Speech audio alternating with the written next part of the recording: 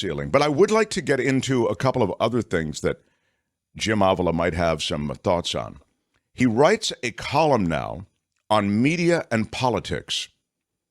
This is something that I think, as you know, is where all the action is when it comes to the national debate, because media, frankly, determines the narrative. Give you a classic example in the election with Donald Trump and Hillary Clinton. The media wouldn't stop talking about Hillary Clinton's emails. They got front and center. Meanwhile, orphaned in all of that was the story of Donald Trump redlining, avoiding taxes, money laundering accusations in New York City. I mean, this guy was fairly well documented as a corrupt, skeezy guy, but the skeeziness sort of took I understand it's hard to fact check him in real time and all this sort of thing, but in addition to that, it just didn't really get much play. What got play was Hillary Clinton's emails. And so when Comey came forward with 10 days to go, et cetera, blah, blah, blah, you saw the media run like a dog toward a garbage truck toward the email story. That's just one example. The media is constantly redefining the narrative. Fox News Channel, they have all their minions paying attention to what they do, and that influences voting. So I'm really excited, and I'm encouraged that Jim Avila is doing this ongoing story of media and politics, an ongoing column, and he's with us now. How about it for Jim Avila, everybody? Hello, sir. Good morning. Good morning. So you've done a column most recently. This is in Barrett Media. You can find Jim on Twitter, and I guess you tweet out the columns there Right. every week. It's called Barrett News Service, and they used to have just a sports column, a sports blog, a newsletter, and about 6 months ago they started publishing a news service of that kind, and it has. I have to be honest with you. One of the reasons why they wanted me to come on and write a column was because it's very right-wing oriented. This place, mostly because it covers radio, AM radio, and as you know, Mark, what wins or what is on, what's left in AM radio these days is right-wing radio. So their interest and their columnists are a lot from right-wing radio. So they wanted some kind of balancing act, and so I'm on there, and clearly a progressive, and to be honest, if you look at the rest of the stuff, it's mostly local radio guys who are writing a column, and many of them don't have the network experience or the high-level White House experience that I have. So I think it does add something to that service, and I hope people watch it. Yeah. I hope they do too. I hope people will check it out. I saw that the numbers on your column dwarf the numbers on everybody else's column that's ever written anything on that. So I applaud you on that, and I hope that momentum continues. Over the weekend, there was an announcement that Chuck Todd, the longtime host of Meet the Press, is no longer going to be the longtime host of Meet the Press. He's stepping away. The Sunday shows generally, you wrote this, your latest is on this, that's why I touch on it now.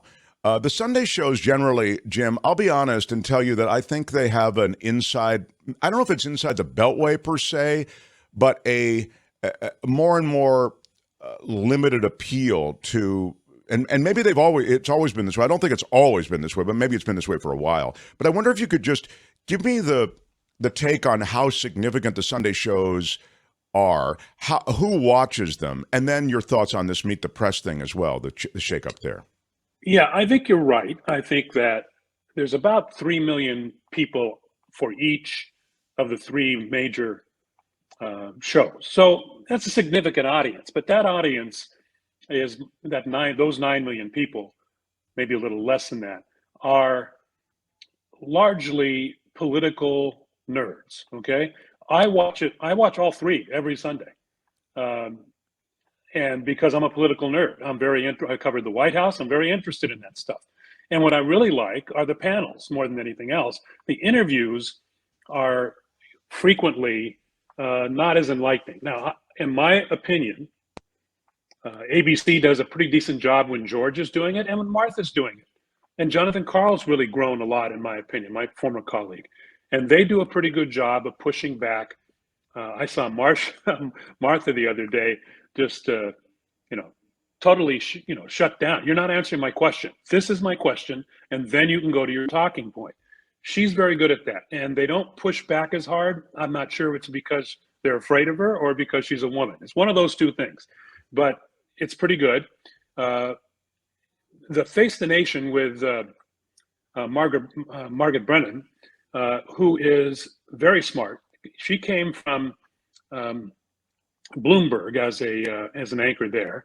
CBS groomed her. She was at the White House with me as well, and she's. But Face the Nation does less about politics and more about policy. So if you're interested in policy and you're tired of the back and forth from Republicans and Democrats, she does a lot of that, and that makes her kind of interesting and different. Their panels, in my opinion, are not as good. She does push back, and she's good about that. She dissects what they're saying and gets them off the talking points. Now we go to NBC. And I watch Meet the Press usually first because I like their panels. Their panels are quite strong. They don't yell at each other back and forth, but they have diverse opinion. They have Republicans, but not Republicans who say that the election was bogus and that Joe Biden is not our president. That's a disqualifying thing at NBC and ABC, and I think at CBS too. They don't allow those people on for the most part. So the panels are good. Now we come to Chuck Todd. Now I served at the White House with Chuck Todd, and he was at first a White House correspondent. And a little inside baseball here is that he was a White House correspondent that Brian Williams, who was the network anchor at the time, didn't want to put on because he was not a good storyteller. Okay, he came as a political editor, so he was good at his strong point. Let me put it that. I'm not saying he's good at it. His strong point was analysis. Okay, but political analysis at the top. Right, political analysis. But at the top of the world of the nightly news, what they want was somebody who can package the day's developments in 2 minutes. I see. And in a strong way. He couldn't do that. They tried. In fact, the reason I know this is because Brian and Neil Shapiro, who was Steve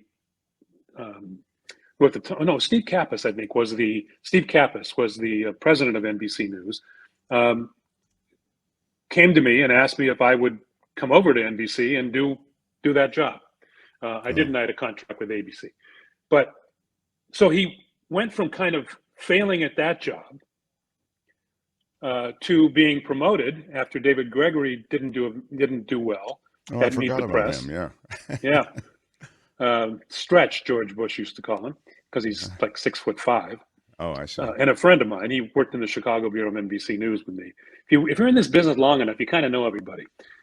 So they promoted Chuck Todd. So Chuck Todd. So you're saying that essentially this mediocrity that has typified Chuck Todd's work at the White House and elsewhere, on some level, he evolved to being the host of Meet the Press. In my opinion, he failed up. Okay, I mean that happens a lot in our business, mostly among executives.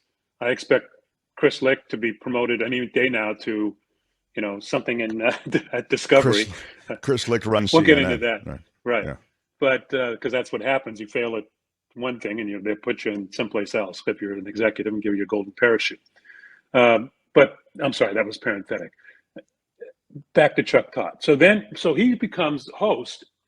And for the last 10 years, he has become the biggest target on Twitter and among critics because he doesn't push back effectively on all these talking points. He sits there and nods. At one point, one of the worst guys was this guy, Peter Navarro.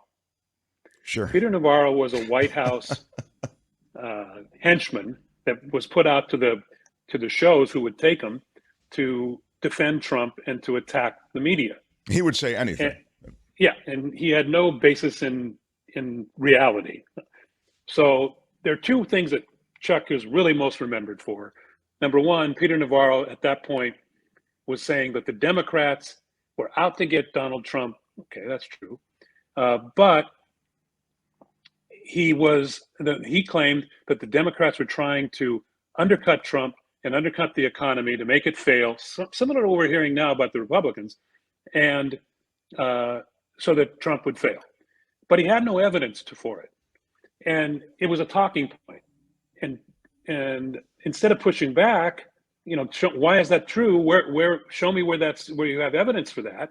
Chuck Todd merely said, "I take your point," and moved on because he had to move on to the next question. He's famous for that. I take your point when it's not. That's his way of claiming not to agree, but at the same time agreeing or letting it go.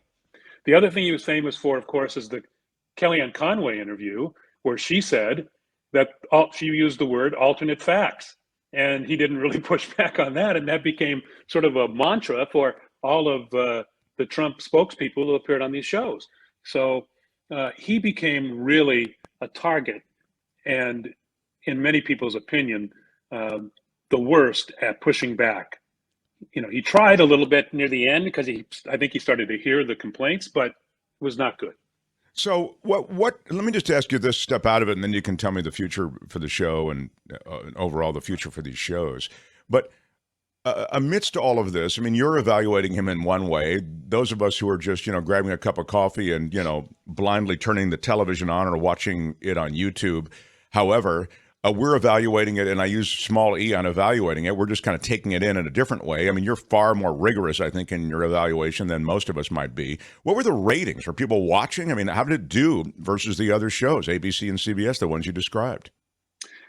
Not well. When Tim Russert was doing it, it was sort of the gold standard. Now, I stated in my column that I think how Tim Russert would do today might be different because it is totally different. But he was back in the days when people didn't lie and lie and lie and lie. He did push back, but the good old days, when Republicans could come on and have a discussion instead of talking points that were lies, that's when Tim Russert was. And he was number one and strong, and was for a couple decades, I believe, my colleague, and also totally respected in and out of the business. Then David Gregory came along. He had some trouble. He wasn't really a problem. It was, also before the Trump years. And then Chuck Todd. Between Gregory and Chuck Todd, they went from number one to now they're number three. And it's a tie between Face the Nation and ABC this week, because Face the Nation has CBS Sunday Morning as a lead-in, and there's a lot of people who watch CBS Sunday Morning. That's probably the most popular show on the weekend. In the morning. So, they get a real push to Face the Nation. But ABC has done pretty well and is number one a lot, especially when George is there. It's a very good show, in my opinion. Yeah, you mentioned in your column that you really like it. You like the panelists there. You like that panel discussion. I, of course, as you know, always loathe the fact that they put Chris Christie on, because I knew that he's a candidate for political office. And I understand some people move into this, but, Donna Brazile, who I've had absolutely no taste for, although she does give you the mainstream institutional Democratic position. But Chris it used Christie to be great when I thought when Rahm Emanuel was there to balance out Chris Christie. They were quite good together. Yeah, they're both really good, and that's one of the reasons I don't like Chris Christie, is because he's so good at it. Yeah, and he's a right winger. But anyway, go ahead. So but he's not going to be there anymore, by the way. Yeah, well, finally, right? Okay. Yeah, he wasn't there this weekend, and because he's running for president, he will not be there. Yeah, officially running for president, right? So the future of these shows is what, Jim? I mean, the reality is, those of us who watch them, those of us who pay attention, we're political junkies. I don't even know if it's nerds, and we just enjoy politics on some level. Someone like yourself, I mean, who really has a kind of granular knowledge. But then the rest of America, I'm going to say it's generally older people who feel wedded to things like facts and various positions, what's happening in Washington, and certainly within Washington. And this is not an incidental point at all. Within Washington, they watch those shows or watch clips from those shows. Isn't that right? Yeah, I mean, it's one of those things where the powerful watch, right? The people who are in charge. So, and, a lot of people who are junkies, as you say, political junkies, and people who people from the right who are media haters. They pretend not to watch, but they do watch because they want to keep tabs on what they're saying. Right. So, will it fade away? I don't think so. I mean, 3 million people is still a pretty good viewership. That 3 million people is what usually Tucker Carlson had on Monday through Friday nights. Okay. So when you compare it to cable, it's still a high volume. Broadcasting still gets a lot of people. People have been saying that the evening newscasts are dead for as long as I can remember, because yes, the audience has gone down, but David Muir during the pandemic was the most watched program on television or cable, not the most watched newscast, but the most watched any kind of program, entertainment or anything else. So when, and even today, he still gets 6 to 8 million viewers a night. And Wow, Lester Holt gets 6 million viewers. That's a Those big are chunk. big numbers. Yeah. So, is it going to go away? I don't think so. I mean, not for a while. I mean, when TV goes away, when we're all in streaming, maybe then it goes to something else. But right now, as long as broadcasting's still there. The young generation is not watching this stuff, but the young generation isn't watching much of anything on television, as evidenced by the numbers. And I also think that these Sunday shows, I'd offer this. You can include this in one of your columns in the future. Take it for free. All right, thank you. The young people still see in one form or another these lifted moments from those shows. So quotes, political positions, etc. They are served up as YouTube shorts. They're served up on Twitch. They're served up on TikTok, whatever. And they are ingested by younger people that way. That's both a good thing and a bad thing, but it's a thing. So, right. And Twitter. They have a big home on Twitter. You can watch much of it on Twitter. My dad used to say, and I think he stole this from somebody, but nobody reads the newspaper until they have a mortgage. So, young people have other things they're doing. Sure. They're not focused as much, although they're starting to become, because I think Trump was such a disaster that they're on their issues that he has brought them back into watching the news now. So, Albert, are you paying attention to what's going on, or are you still waiting for your mortgage to kick in? Albert, thank you. Yeah.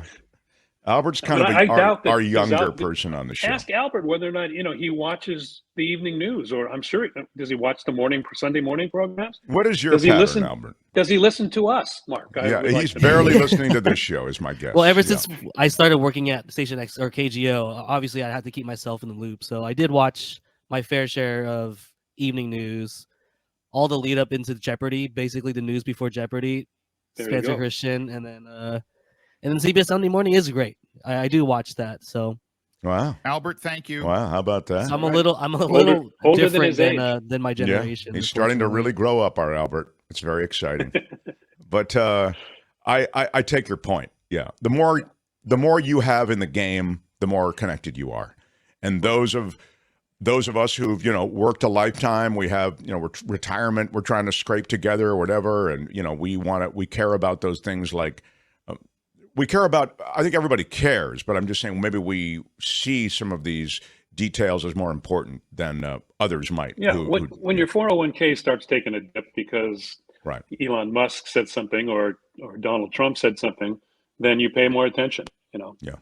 All right, Jim, we love you. We'll see you on Friday. And check out, it's Jim's column. Well, you can find him on Twitter. You can go to my Twitter, Jim Avila at ABC. Jim Avila ABC, and you'll find more. Jim Avila, everybody. Yes, I love it. I know. I'm excited too. Hey, Jim. Hi, it's Mark, and I thought that was great. Hit the notification bell. You'll know whenever there's a new video being dropped, and please subscribe to our channel to help us save the universe.